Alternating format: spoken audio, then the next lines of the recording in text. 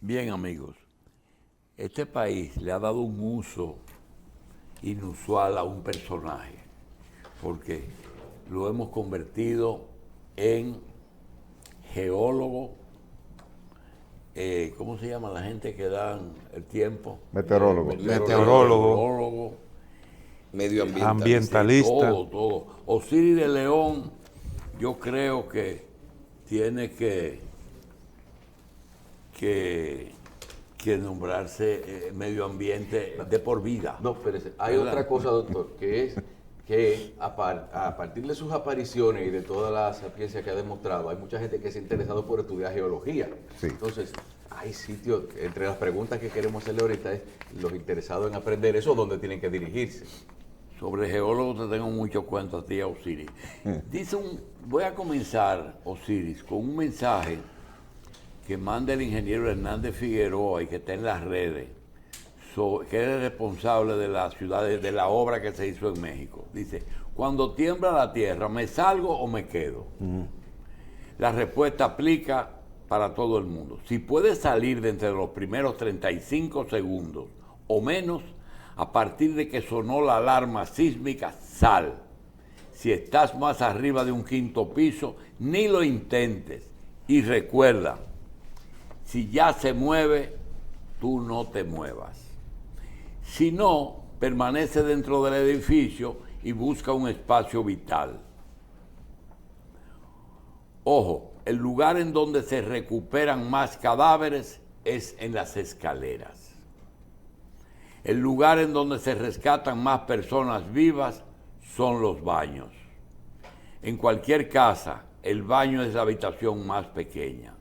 Mientras más pequeño el cuadrado de 4 paredes, menor es su capacidad de compactación, lo que crea más oportunidad de espacios si no puedes salir en 35 segundos. Refúgiate en el baño junto con quienes se encuentren en tu casa. Buenos días, Julito. ¿Compartes eso? En el 95% lo comparto. Buenos días, Julito. Buenos días, Michelle. Buenos días, Cristino. Buenos días, Carlos. Buenos días a todo el pueblo dominicano. Mira, él te está dando muchas informaciones ahí que son sumamente importantes, que son valiosas. Primero te dice, si tú puedes salir en los primeros 35 segundos después que te ha sonado la alarma. Ahora, eso aplica fundamentalmente para México porque la zona sísmica está en el Pacífico, en el estado de Guerrero. Desde ahí hasta el Distrito Federal, el tiempo de llegada de la onda secundaria, después de llegar la onda primaria, que es la que hace que el sensor lo detecte, te suena la alarma, es 400 kilómetros. Aquí en el Caribe, tú no cuentas con esos 400 kilómetros. Aquí tú cuentas... Con 10 segundos. 10 segundos. Sí. Tú cuentas aquí con la cuarta parte. Sí, 10 segundos. ¿Por qué? Porque la zona... Pero aquí tampoco hay sirena. Porque no, pero ya la gente está utilizando, Michelle, el teléfono Android, que tiene un microsensor, que es un acelerómetro pequeñito. Y cuando él comienza a vibrar sobre la mesa, sobre el escritorio, es porque llegó la onda P. Y la onda P siempre llega primero que la onda S, porque la onda P viaja al doble de la velocidad de la onda S. La onda P puede viajar a 5.000, 6.000 metros por segundo. La onda S puede viajar a 1.500, 2.000 metros por segundo, dependiendo del tipo de terreno. Pero como primero todo, el terremoto puede hasta qué punto no preverse, pero poder uno saber que va a ocurrir antes de ocurrir. No, porque en este caso el mensaje que él te está dando, Julito, no es una predicción del terremoto, sino ya el terremoto ocurrió. Solo que la primera onda que llegó a tu casa, a tu oficina, a tu trabajo, esa onda no tumba tu casa, sí, porque es la onda primaria. Sí, pero tiene que tener un consejo de más viejo o más joven, no sí, porque yo sé nada más. Una señora me dice, Julio Jacín, ¿cómo yo me acerco a Osiris? Digo, a Osiris, ¿para qué tú quieres Osiris? Dice, yo tengo una fórmula de prever los terremotos. Y el único que yo sé que me va a entender es, digo, tú eres geóloga. No, yo no soy nada, pero yo tengo la fórmula. Yo te voy a conseguir el teléfono, pero cuando hablas de ondas, primero dinos, ¿qué son las ondas P y S? Mira, cuando tú, Michelle y todos nosotros estamos hablando, estamos emitiendo una onda. Ya. Una onda sonora. Cuando tú haces esto, hay una onda. Cuando tú golpeas acá, hay una onda. Cuando explota un cilindro de gas, explota un neumático, hay una onda. El terremoto es una rotura en la corteza terrestre. Se partió la roca en una franja larga. Tú viste en Turquía, se partió en una franja de 300 kilómetros de longitud. Y al romperse, liberó 4 tipos de onda. Onda P, onda S, onda Rayleigh y onda Lowe. La onda P es la que registra el equipo al que te hace referencia. P por primaria. P por primaria. Es una onda longitudinal, es una onda de compresión. La onda P no tumba casa, no tumba nada, sí, pero hace vibrar. Ahora, detrás viene la onda S, que son los 35 segundos a los que le hace referencia. Por el caso de ellos, en México. Aquí serían, como dices tú, 10 segundos. 35 segundos entre la onda P y la onda S. Porque eso quiere decir que ya a partir de ese momento que el sistema lo registró y vibró y sonó, tú vas a contar 35 segundos para que llegue la S, que es la que tumba la casa. Todas las ondas son expansivas. Cuando no, te dice, esa explosión, su onda expansiva fue que produjo el daño. ¿De qué me están hablando? te está hablando de una onda que supera la velocidad del sonido y en consecuencia se va expandiendo. En este caso es distinto. La onda sísmica es una onda elástica. Recuerda cuando tú eras muchacho y tú jugabas con una gomita que tú la lavas. Esa goma, cuando tú la extiendes, esa fuerza que tú le haces, la convierte en energía elástica. Tú la sueltas y va. Recuerda que los niños jugando en la escuela siempre tomaban la gomita de envolver papel, sí, la lavan, la estiraban y golpeaban algo. Eso se llama energía elástica. La roca, en el proceso de deformación por el empuje, acumula energía elástica como la acumula un resorte. Que tú comprimas el resorte, eso es energía elástica.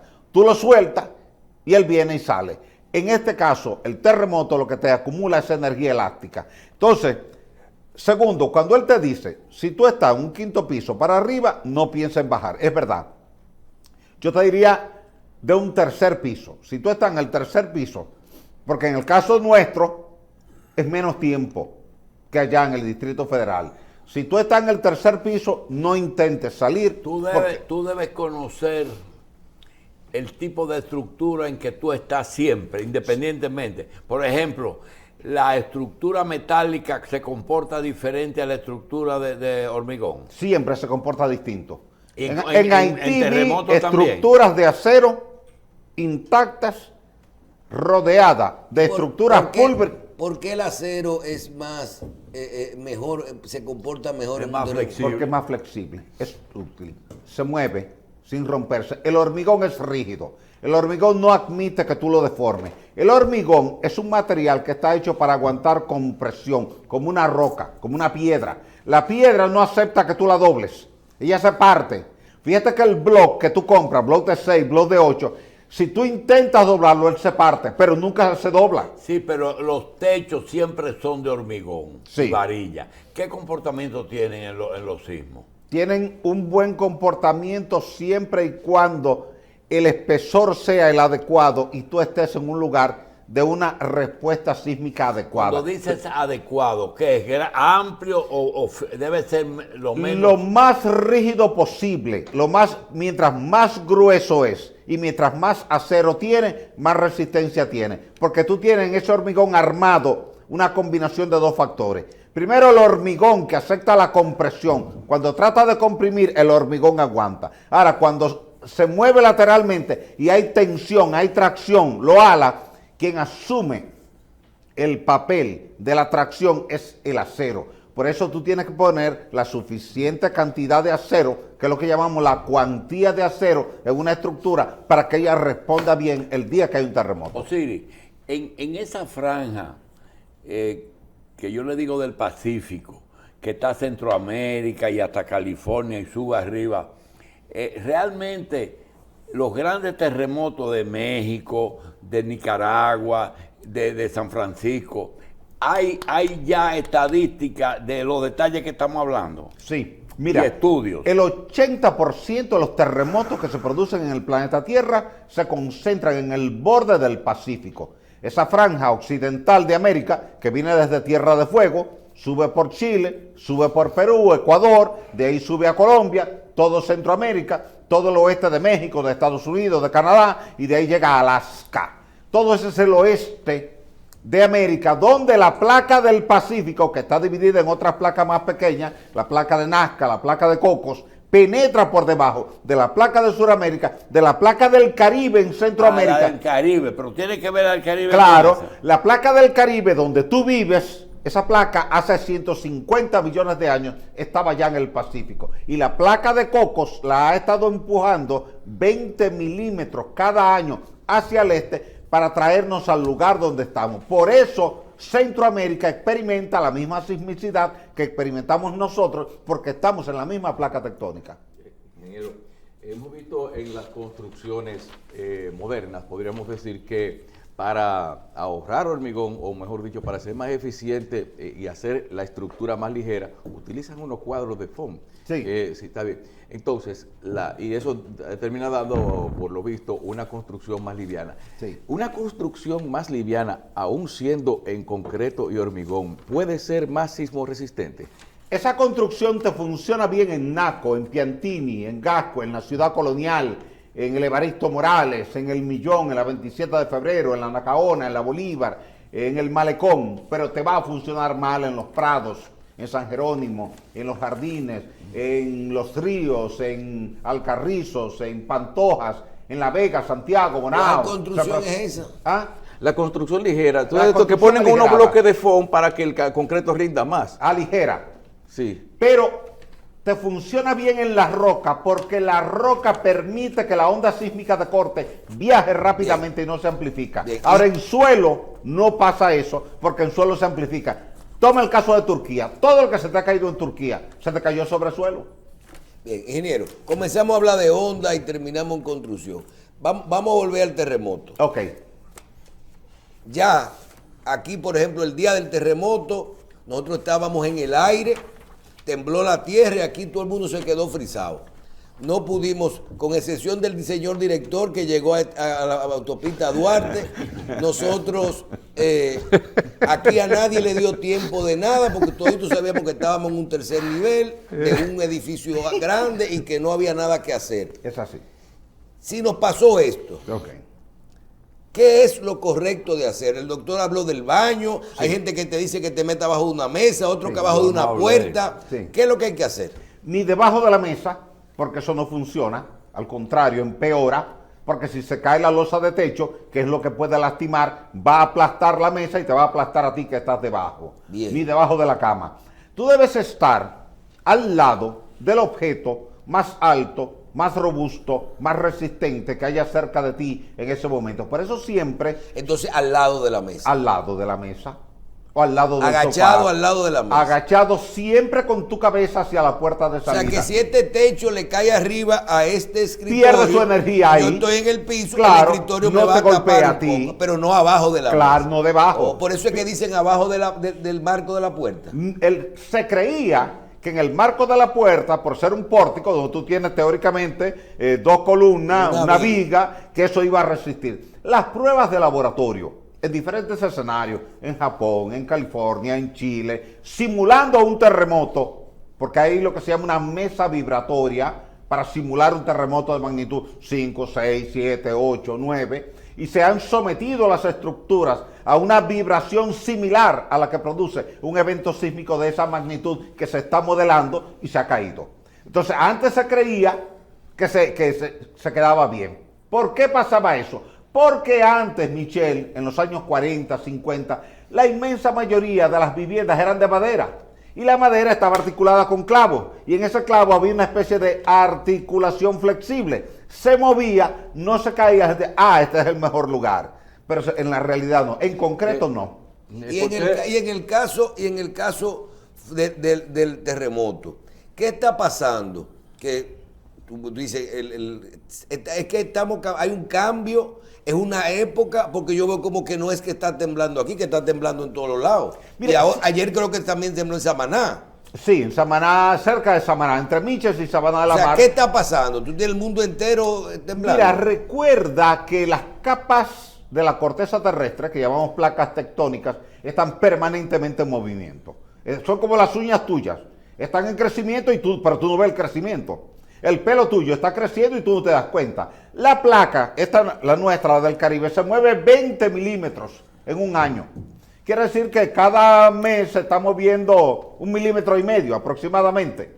Tú no te estás dando cuenta, ni yo, no lo vemos moviéndose, pero se está moviendo. En ese proceso acumula energía y vienen roturas. Ayer tú tuviste 3 roturas, 2 del lado haitiano y una del lado dominicano, cerca de la bahía de Samaná. Ingeniero. Eso ocurre siempre. Ahora, en algunos lugares, la energía acumulada es tan alta que la ruptura se produce a lo largo de una franja de 100, 200, Turquía. 300. Turquía, 300 kilómetros de ruptura, 2 terremotos distintos, porque el segundo no fue una réplica del primero. El primero de 7.8 empujó la placa hacia el norte y una falla que está al norte partió con magnitud 7.5 y entonces tú tienes un doble problema. ¿Por qué? Porque esta primera falla que generó el primer terremoto está generando sus réplicas y esta segunda falla que generó el segundo terremoto está generando sus réplicas que no tienen nada que ver con esta réplica. En consecuencia te dificulta el trabajo de socorro porque ahora hay una duplicidad de réplicas y comienzan a caerse muchas estructuras y comienzan a morir socorristas que están prestando atención allí Osiris, buscando rescatar a la gente. hay algo. La mejor forma de combatir un terremoto son dos, de prepararse para son dos. Primero, no ser ateo, porque tiene que aprenderse la frase de misericordia. Eso es lo primero, tirarse. Y lo segundo es las regulaciones antisísmicas Sí. de construcción. ¿Qué son las regulaciones antisísmicas? Mira, nosotros ¿Le tenemos un ponen rueditas a los edificios? No, es un ¿qué? reglamento, es el reglamento R001 que te dice a ti cómo tú debes construir. Ahora, bien, esos reglamentos no son una Biblia, que tú tienes que respetarlo al pie de la letra de por vida. Es un reglamento que tú tienes que revisarlo cada 2 años y actualizarlo. Por ejemplo, ahora, Turquía está obligada a revisar sus reglamentos. Yo siempre he dicho, Julito, que lo primero que se cae con cada gran terremoto es el reglamento. Porque falló.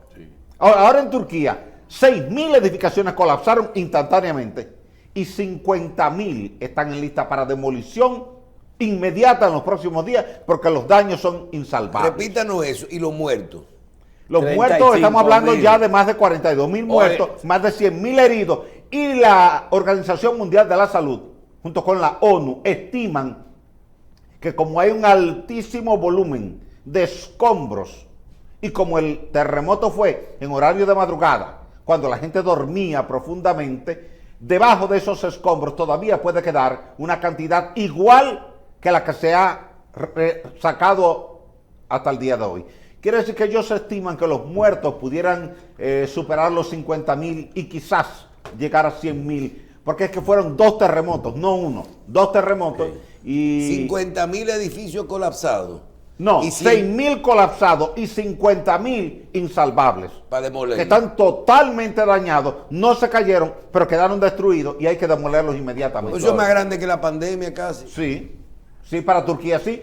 Mira, Europa está considerando hoy día que es el peor desastre que ha sufrido Europa. Tú sabes que Turquía, ahí en Estambul, tú tienes la frontera entre Oriente y Occidente, en el Bósforo. Entonces ellos entienden que es la peor tragedia que ha sufrido Europa en los últimos 100 años. Bien, doctor. Hay una teoría de la conspiración que yo me imagino que usted conoce alrededor de este tema. Sí. Yo leí ayer un trabajo que me parecía con cierto fundamento y de repente yo leo que se fueron 5 embajadores de grandes potencias del territorio de Turquía justamente antes de que ocurriera el terremoto. La pregunta es, ¿se puede provocar un terremoto? No, realmente no se No puede se provocar puede. un terremoto. Esa pregunta me la han hecho por más de 30 años y yo siempre he dicho lo siguiente. Miren, si realmente se pudiese producir un terremoto artificial, entonces no habría necesidad de utilizar soldados tanques, aviones y misiles. Ni bombas Sería atómicas. muy fácil ni bombas atómicas.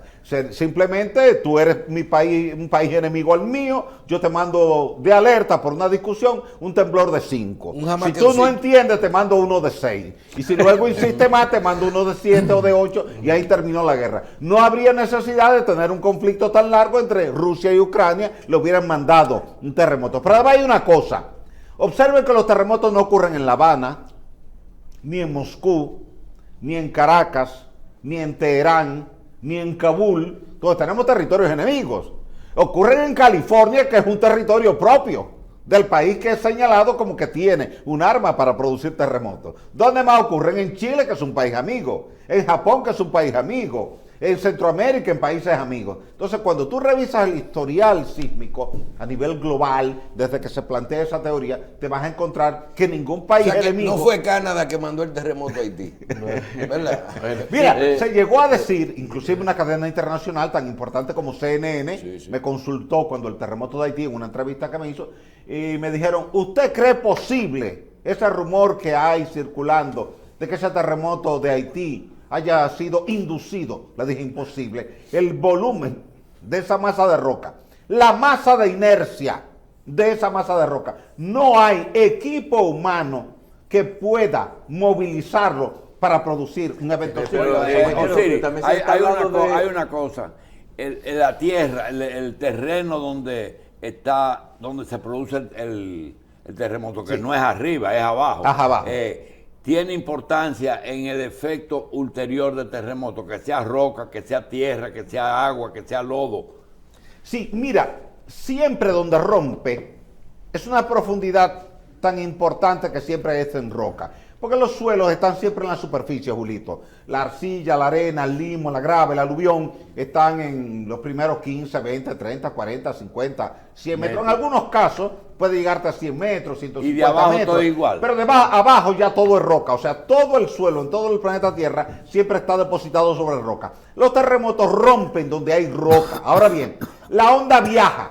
Pero ocurre que la onda va a lastimar un determinado sector del mismo modo en que cuando tú te has puesto una inyección, una vacuna, y alguien viene y te saluda, te estrecha la mano, pero te duele el hombro, y él no te tocó el hombro.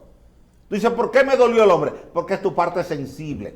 Cuando tú tienes roca en un área y tienes suelo en otra área, la parte sensible que se torna vulnerable es el suelo. El suelo amplifica la onda sísmica. Inclusive, yo expliqué en una ocasión, en una discusión con un equipo técnico en Santo Domingo, y recuerdo que tú te hiciste eco y me diste la razón a mí. Yo dije, señores, pero miren, con el terremoto del 2 de diciembre de 1562, se cayó Santiago Vieja sobre arcilla.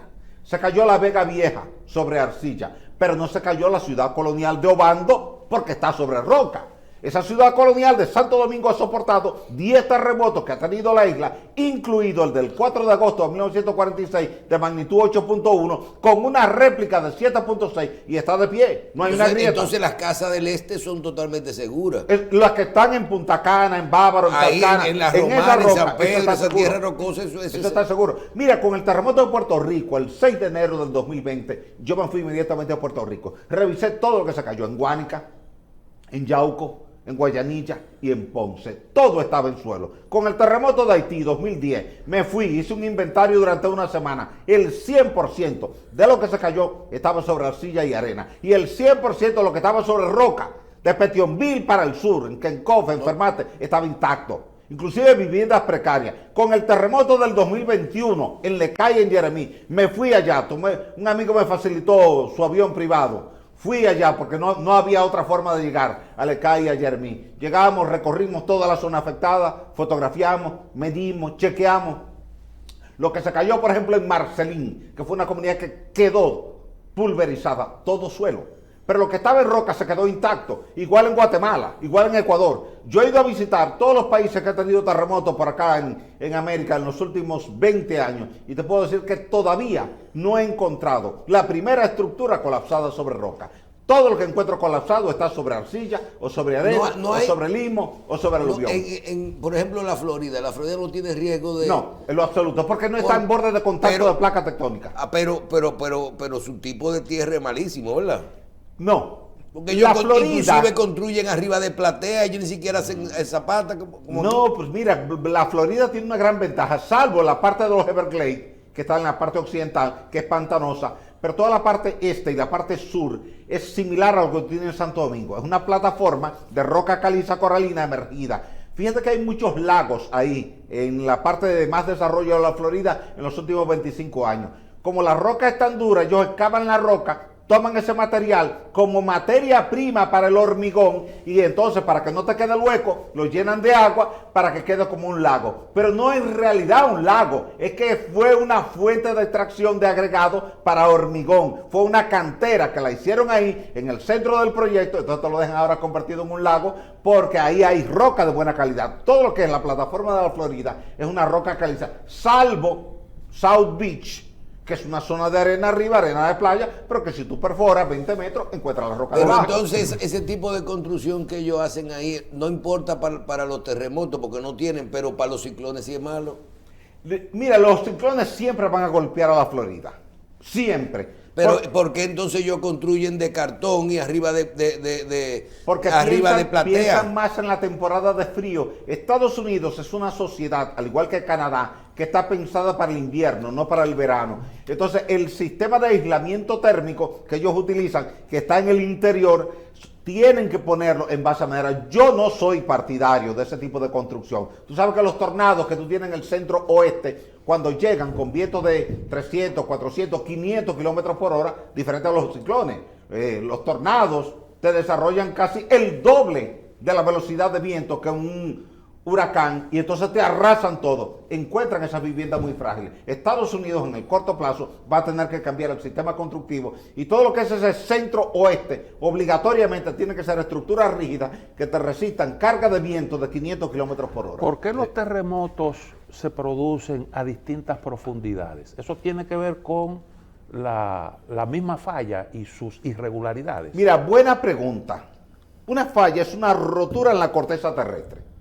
Y tú desde una imagen de satélite la ves. Discúlpeme, dicen, yo escuché que una falla puede tener un ancho de hasta 400 kilómetros. ¿Es verdad eso? Bueno, lo que pasa es que en algunos casos ya no es una falla, es una zona de falla extensa, que generaron muchas fallas paralelas y entonces se fue ampliando. Una falla puede tener 8, 10, 20, 30 metros de ancho generalmente, pero en zonas de compresión de placas tectónicas puede ampliarse significativamente porque hay entonces diferentes fallas paralelas que se fueron produciendo durante millones de años. Ahora bien, esa falla tú la ves en superficie como una línea, la puedes cartografiar con un mapa topográfico, una imagen de satélite, un mapa geológico, pero esa falla es una extensión en profundidad. Ella puede ser vertical o puede ser inclinada. Depende de cómo rompió la roca originalmente. Por ejemplo, el caso de Turquía.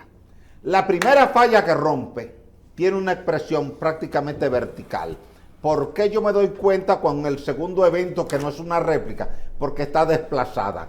¿Qué ocurre? Cuando tú tienes una falla vertical como la primera que rompe en Turquía, todo el epicentro está ahí, todas las réplicas están ahí, toda la rotura está ahí, y la mayor cantidad de daño se va concentrando ahí y luego se va extendiendo lateralmente.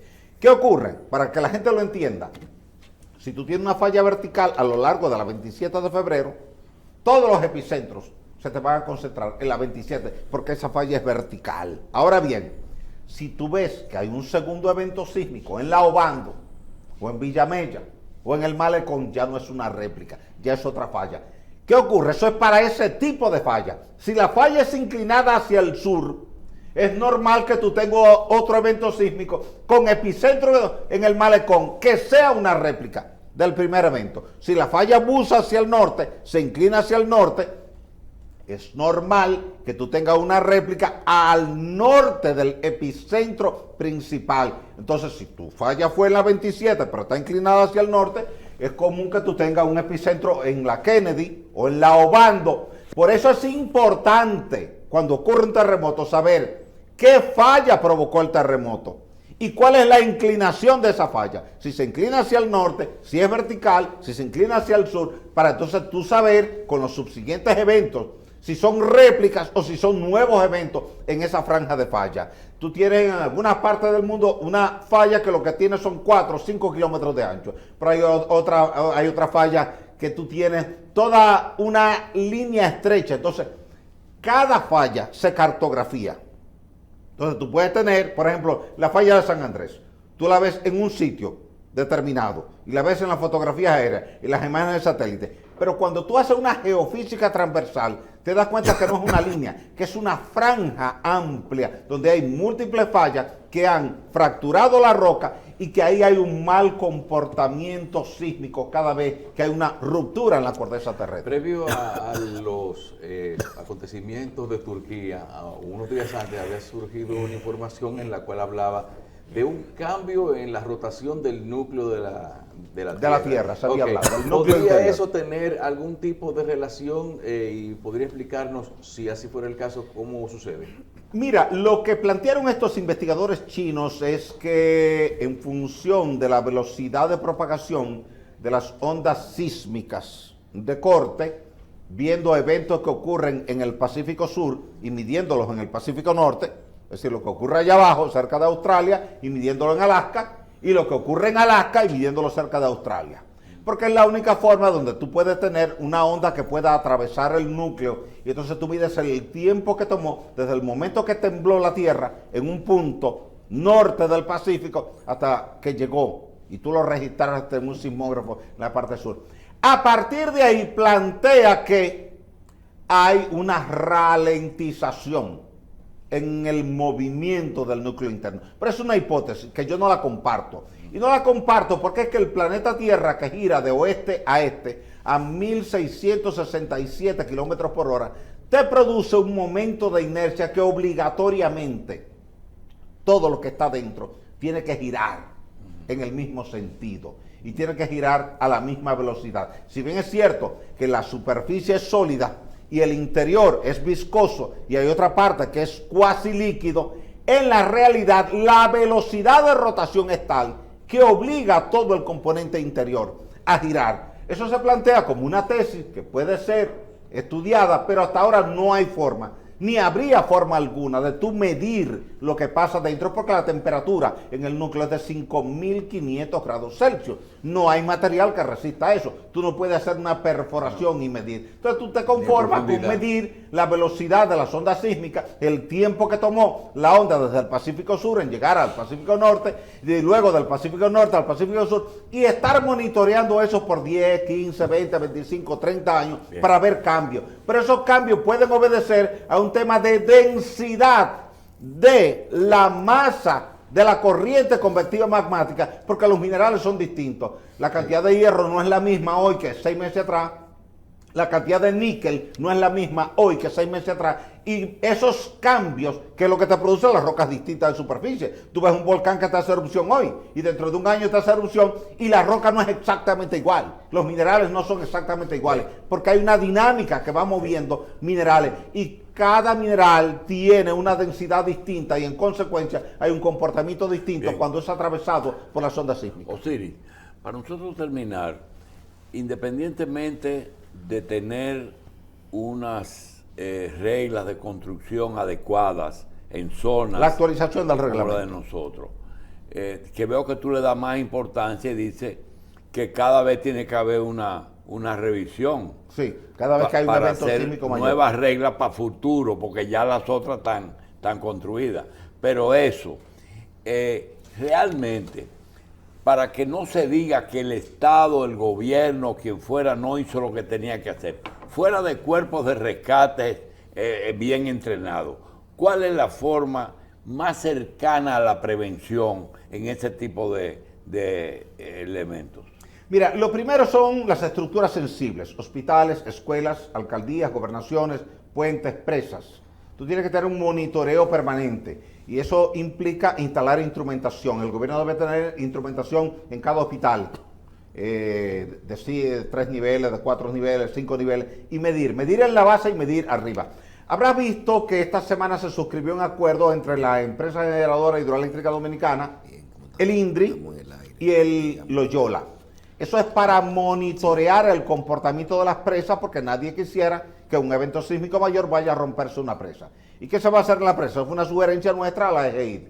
Medir la aceleración que se produce en el suelo cada vez que haya un temblor de magnitud 3, 3.5, 4, 4.5, 5 y medirlo en la corona, para tú ver qué tanto amplifica o se atenúa, dependiendo si la presa es de tierra o de hormigón. Y con eso entonces identificar vulnerabilidades que pueda haber en esa presa frente a un evento sísmico y corregirla. Pero eso mismo tú tienes que hacerlo con edificaciones públicas. El Huacal, el Banco Central, edificio Huacalito de Santiago. Tú tienes que monitorearlo, ver cuál es la aceleración. ¿Qué problema tú tuviste ahora en Turquía, Julito? El terremoto de Turquía produjo aceleraciones de 2G. Ningún reglamento casi te está utilizando aceleración de 2G para construcción. Entonces tú tienes obligatoriamente ahora en el reglamento de Turquía, en el de California, en el de Chile, en el de Japón, introducir como aceleración 2G, porque te lo produjo. Cada terremoto, si tú lo revisas, y yo lo he estado revisando por años, la aceleración real que se produce al momento del terremoto es el doble y a veces más del doble que la aceleración máxima considerada en el diseño. Entonces tú tienes que actualizar el reglamento. Es momento de que este reglamento, que se aprobó aquí en el 2011, se actualice con aceleraciones más realistas en función de lo que pasa en los suelos. Una cosa es la aceleración que tú tienes en la roca y otra cosa es la aceleración que tú tienes en el suelo, en los prados, en San Jerónimo, en Santiago, en La Vega. Santiago te está construyendo igual que Naco, igual que Piantini, torres elevadas, 15, 20 niveles, para un suelo que es arcilla y con una proximidad a la falla que tú tienes en la costa atlántica. En consecuencia, el nivel de vulnerabilidad que tiene Santiago no es el que tiene Santo Domingo. Y te lo dice la historia, con los terremotos que han devastado a Santiago en el pasado. Todo el gobierno tiene que poner atención a eso. El Ministerio de Obras Públicas anunció que están suscribiendo un acuerdo con el gobierno de Chile para trabajar en ese sentido. Y qué bueno, ya hace 3 años se había firmado un convenio con el gobierno de Perú y con el SISMIT, que es el Centro de Investigaciones Sismológicas de Perú, para darle asistencia técnica al gobierno dominicano. Pero hay que comenzar inmediatamente. El gobierno tiene que buscar todos los ingenieros que tiene la administración pública y salir a hacer un inventario de todas las vulnerabilidades que hay y comenzar a corregirlas. Bien, Osiris, gracias. No tenemos con qué pagarte todos los conocimientos que nos deja conocer. Ojalá que el gobierno te nombre el papá de los problemas. Gracias. Gracias inmensa a cada uno de ustedes y gracias a todo el pueblo dominicano. Feliz resto del día.